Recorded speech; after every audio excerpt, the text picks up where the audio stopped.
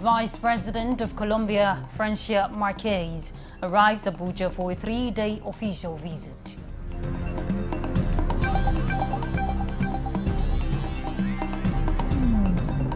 Counting and sorting of votes ongoing as Rivers State conducts elections in 23 local government areas.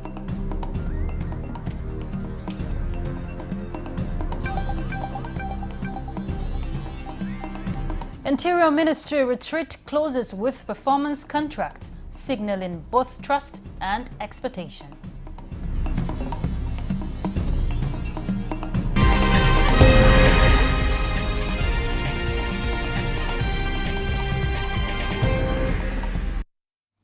Hello, thank you for joining us on the news desk at 6 on NTA News 24. We're reaching you live from Abuja. I'm Ruth Aguela. The Vice President of the Republic of Colombia, Francia Marquez, has arrived in Nigeria on a 3-day official visit. Accompanied by her husband and cabinet ministers, the Colombian Vice President was received at the Nnamdi Azikiwe International Airport, Abuja, by the federal government delegation. Key highlight of the visit is the signing of memoranda of understanding in strategic areas of the economy, including women empowerment, trade, aviation, manufacturing, agriculture, among others.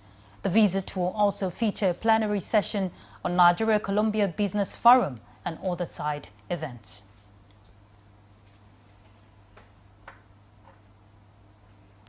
All right, let's take you to the treasure base of the nation where sorting and counting of votes have commenced. In some local government areas where election commenced earlier today, while voting is still ongoing in some areas where the exercise started behind the scheduled time. Sorting of ballot commences at Eleme local government area. We hear progresses in parts of Eche local government area. The ongoing Rivers State election into the 23 local government areas is to fill the vacuum created following the Supreme Court annulment of August 5th local council election of 2024 for non-compliance with the law. Our correspondents are still monitoring the poll process as they unfold. All right, at this point, we join our correspondent, Kinsley Amajiri, who has been monitoring the exercise there in the capital city, Port Harcourt, to give us an update. Kinsley, what's the situation? We hear counting and sorting has started. All right, Ruth, I would like to inform you that sorting has commenced across parts of the state. Of course, we've passed the stage of the voting. Voting has ended across the areas we monitored, both in the city center and in the local government areas. Okay, we apologize for poor audio you're getting from Port Harcourt there, but he's trying to give us update on the situation. But let's also inform you that earlier Minister of the Federal Capital Territory, Nyesom Wike, commended the turnout for the local government election, describing it as a good omen for entrenching democracy in Rivers State. The minister gave this commendation while performing his civic responsibility by casting his ballot at Ward 9, polling unit 007. We'll give you situation reports. Let's take a track up from that. Business activities in Rivers State were shut down to allow the residents to perform their civic responsibilities. FCT Minister Nyesom Wike was among the early callers at his Ward 9, polling unit 007. Rumi Pericon in Obiako local government area of his home state to exercise his franchise. He described the exercise as a way of deepening democracy in the state.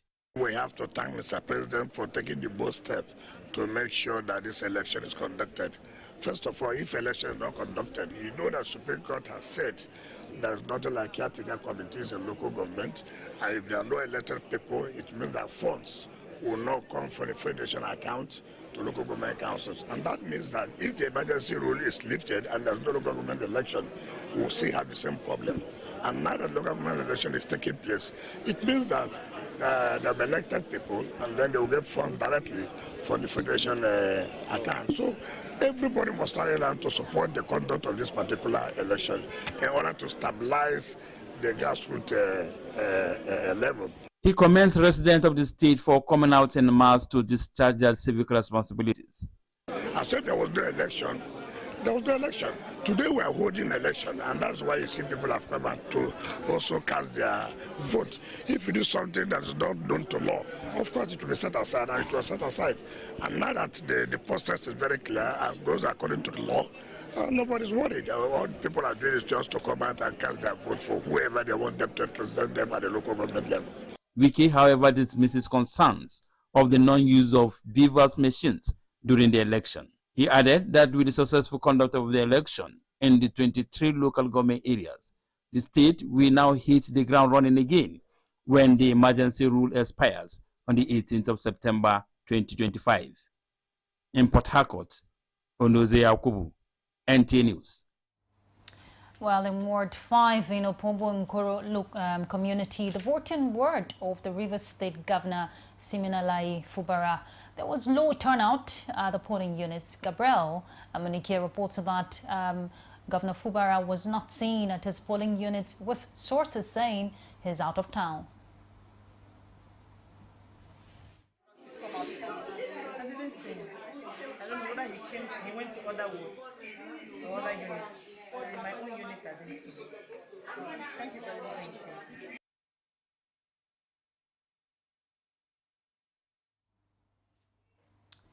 From Rivers State to Kogi now, where the State Governor Ahmed Usman Ododo has directed all commissioners and the highest-ranking political appointees in each local government area, as well as all appointed government officials under his administration, to immediately return to their respective local government areas to carry out official duties and lead grassroots mobilization in the ongoing continuous voter registration exercise.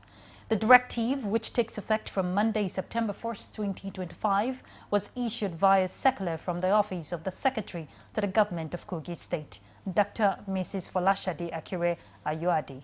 According to the circular, all the appointees of government are to participate in the exercise under the coordination of the highest-ranking appointee from each local government. Appointees are expected to coordinate registration mobilization efforts at what level and submit a comprehensive report at the end of the mobilization period, detailing the number of new voters registered in their respective wards and local government councils. The directive also stipulates that any appointee who wishes to leave their local government area during this period must obtain written approval from the Secretary to the state government or face disciplinary action. A statement issued to newsmen this Saturday by the Kogi State Commissioner for Information and Communications, Kingsley Femi Fanwo, reaffirmed the administration's commitment to deepening grassroots governance and ensuring massive voter participation in the electoral process. The Ministry of Interior retreat at Zuma Rock Resort has ended with signatures.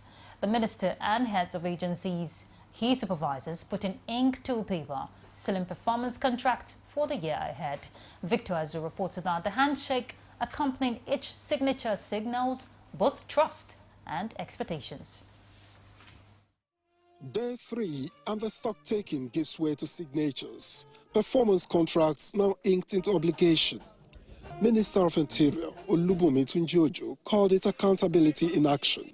His tone was firm but grateful. Progress has been made, he says, but in the year ahead, the bar is higher. And to the Federal Fire Service, with the Controller General barely 2 weeks in office, the charge was pointed. Leadership will be measured by the blazes fought and the lives saved. I want to see a fire service that will be able to regulate and be able to enumerate the sector. And I want to see a fire service that will be judged by the number of assets saved. And I want to see a fire service that is more vibrant and will be a major employer of labor. Asked what Nigerians can expect, the paramilitary chiefs pledged that Nigerians will see and feel the difference in safety, security and reform. We are going to see a lot of improvements. I want to reel out our details, operational, strategies. We have to go back and sit down and see how we can strengthen mechanisms that will make us begin to perform and give value to our jobs. So by the next retreat, definitely there will be positive impact, and Nigerians will know that there is a new fire service in place. From the shadow of Zuma Rock, The Ministry of Interior must now turn symbolism into service, proving that strength lies not in words, but in results that touch everyday Nigerian lives. In Abuja, Victor Azu, NTA News. In other news, the National Orientation Agency, FCT chapter, has commenced campaign on national reorientation in 5 thematic areas. The director of the agency and the FCT, Acharu Opalua, is leading the campaign through the major streets in the city center, persuading students and other youths to take advantage of the NELFund scheme and other government policies towards improving education, youth development and job creation nationwide. At the marketplace, they spoke in different Nigerian languages, urging citizens to be aware of their environment and imbibe the culture of security consciousness, as well as internalizing national values and getting the correct and required information regarding disaster preparedness, especially on flood mitigation.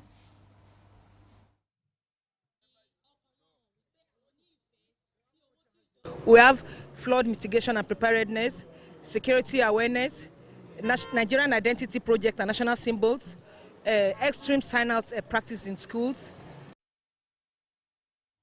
To also discourage the attitude of unnecessary spendings during students' graduation ceremonies and other irrelevant activities going on in schools as part of reasons for the campaign. Other areas the sensitization is highlighting including the need for citizens to understand the values attached to the national identities and symbols in order to accord them the required respect. As Nigeria charts pathways to the rising challenge of waste management, stakeholders in the waste and scrap sectors have unveiled a renewed commitment to turn waste into wealth. Steve Lonai Nwankolo reports that with heaps of waste clogging streets, drains and landfills, recyclers now see opportunity where many see only waste. Nigeria generates over 32 million tons of waste each year, with Lagos contributing more than 13,000 tons daily. But only a fraction is properly collected. The rest clog drains, pollutes water, or is burned in the open. Now, recycling industries working with stakeholders are showing that waste can be more than just a problem. It can be a resource. The newly elected national president of NASWIDAN, who will pilot the affairs of the union with 13 other elected officers for the next 4 years, says waste management is already creating jobs, from collectors to processors, and with more training and investment, the sector could grow even bigger. The union are passing through challenges, especially in the local states, where some of our members are being humiliated. These are some of the things I am going to climb down to make sure our members in the various states of the Federation will easily load their scrap to end-user company without spending money on illegal taxation on the highway. We have one goal: taking people from poverty, creating jobs. With the right commitment, stakeholders believe Nigeria can turn waste into wealth and even lead Africa in recycling innovation. In Onitsha, Steve Lonai Nwankolo, NTA News. All right, let's take a break. We'll be back shortly. Stay tuned. Every component is crafted with care, and each design is meticulously tested. From concept to creation, our engineers push the boundaries of technology, seamlessly blending performance and sustainability with a deep commitment to African ingenuity. Introducing the CNG Boss, a remarkable achievement in engineering designed to operate on compressed natural gas, a cleaner and more sustainable fuel alternative. At Innocent Vehicles, we proudly lead the way in creating greener mobility across Africa. And it doesn't stop there. From SUVs to sedans, spacious buses to electric cars, Innocent offers a wide range of models designed to meet every need. Innocent Vehicle, the pride of African road. This is NTA News 24. Thank you for staying tuned. All right, let's return to our correspondent. We tried joining earlier from Port Harcourt to give us update on the elections happening across the local government areas. Kinsley, I'm sure your signal is clearer now. Let's hear you. I would say that attention is now shifting to the coalition centers, and behind me you could also see that movement has also returned to the streets. Earlier on, the state police command had placed a ban, restriction of movement from 12 a.m. to 6 p.m. You could see that the voting process is over. Sorting has also been concluded, and electoral materials and officials have also moved to the rack centers for collation. And overall, if you ask me, I would say that the expectations that probably when each time it comes to electoral violence associated with Rivers State elections, when it comes to this election, is a disappointment to those who had hope in that direction. It's a no casualty election and no incident election. And of course, for those who participated in the process, for them, it's a fulfillment of their desire and aspirations to be part of the civic duty of selecting those who will man the administration at the third tier of government in the states. All right, thank you very much, Kinsley, for that update. And of course, for the good news, we're hearing no violence of any such. Thank you, Kinsley. Thank you very much. Is taking decisive steps towards clean, reliable and affordable energy with the launch of a new national committee dedicated to renewable energy, efficiency and innovation. This comes as the federal government inaugurates the National Committee on Renewable Energy, Energy Efficiency, Innovation and Certification, a move described as a bold new course in Africa's energy transition. Justin Bem-Unyi reports. Minister of Innovation, Science and Technology, Uche Jeffrey Naji, announced the initiative in Abuja during the signing of a Memorandum of Understanding between the Energy Commission of Nigeria and High Voltage 101 Limited. Naji said the committee aligns with President Bola Tinubu's Renewed Hope agenda designed to drive industrial growth, create jobs and protect the environment. He explained that the interministerial team will focus on research and innovation, collaboration, local content development, certification and standards. One is innovation and research, which will advance solar, wind, hydro, bioenergy, and other renewable technologies. The second one is on collaboration. We are going to be uniting government, private sector, academia, and development partners in joint action. The third one is the local content development, which will aim at creating opportunities for Nigerian investors, manufacturers, and entrepreneurs to lead. And the last is the certification and standards, which ensures renewable energy solutions meet the highest international benchmark for safety, quality, and sustainability. Director General of the Energy Commission of Nigeria, Mustafa Abdullahi, outlined Nigeria's progress in promoting energy efficiency across industries, buildings, appliances, and transport. He also cited the establishment of the National Center for Energy Efficiency and Conservation at the University of Lagos, which conducts research and appliance testing. On his part, Managing Director of High Voltage 101 Limited praised the initiative as a transformational step towards energy sustainability, innovation, and economic growth. Justin Bem-Unyi, NTA News. Another canoe accident has been recorded in Sokoto State, the third in just 2 weeks. The latest incident occurred at Tudunluna, Jaranja River in Shagari local government area, where a canoe conveying 11 passengers capsized. So far, 9 passengers have been rescued alive, while the body of a 29-year-old man was recovered. An 80-year-old woman is still missing as the search and rescue operation intensifies. Officials of the National Inland Waterways Authority, National Emergency Management Agency, and Sokoto State Emergency Management Agency, alongside community volunteers, are coordinating efforts to recover the missing victim. The development is coming as a third canoe mishap within 2 weeks in Sokoto. This has sparked concerns over safety of riverine transportation and the urgent need for stricter regulation and preventive measures. Ya kamata ɗauki mutane babu shi babban jirgi sai suka samu ƙarami bayan sun to sai mai jirgin ya ce to mutum hasha biyu sun yi yawa sai wasu biyu da Allah bin abin ya rutsa da su sai suka sauka. And we have put in our last best in terms of sensitization, in terms of distribution of life jackets. In our own side, NEMA and NIWA, we are going to provide them with the life jacket.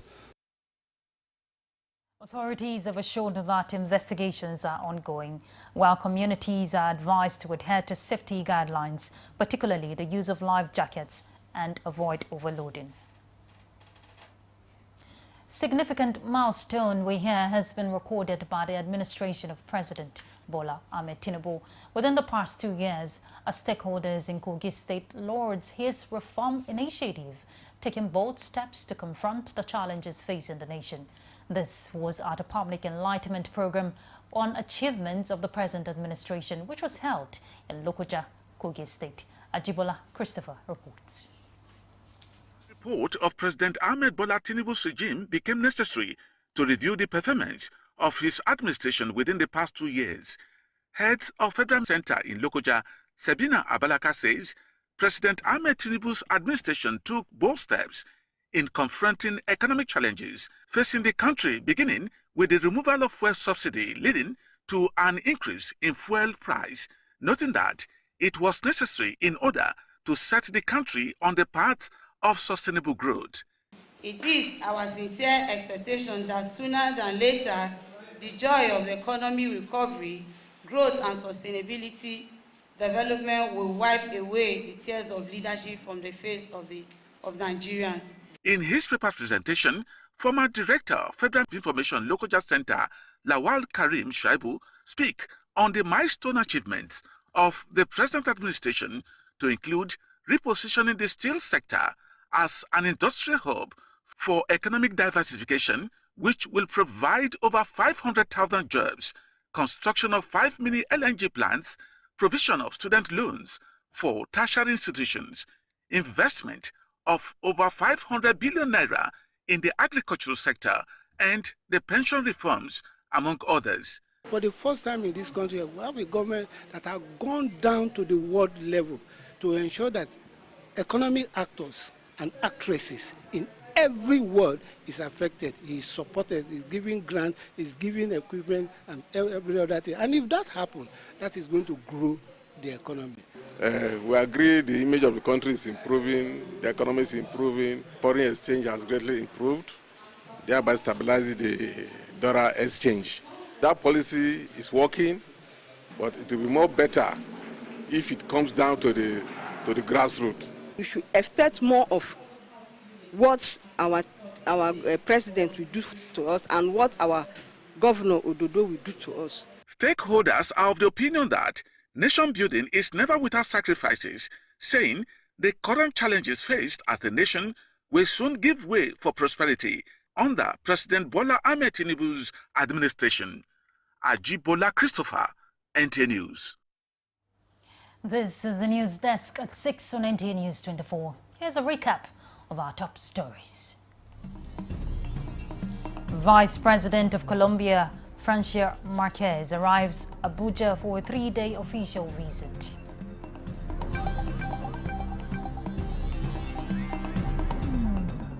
Counting and sorting of votes ongoing as Rivers State conducts elections in 23 local government areas.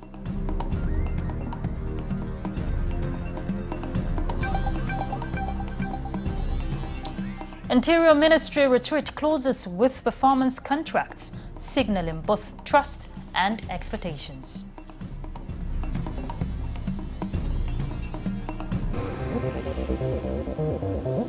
This is NTA News 24. And that's the news. Thanks for your time. I'm Ruth Aguwele. Good evening.